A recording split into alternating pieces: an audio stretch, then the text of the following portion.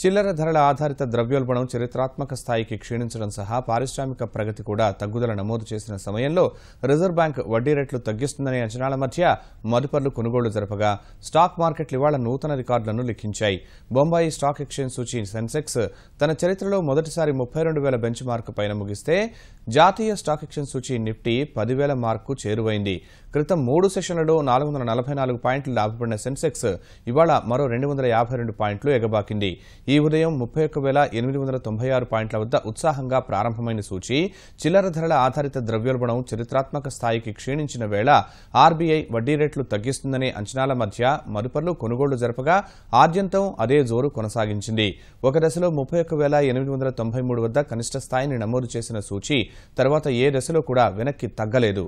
అన్ని రంగాల్లో వాటాలు కొనేందుకు మదుపర్లు మొగ్గుచూపగా చరిత్రలో మొదటిసారి 32,000 మార్కును దాటిన సెన్సెక్స్ 32,091 పాయింట్ల గరిష్ట స్థాయిని తాకింది.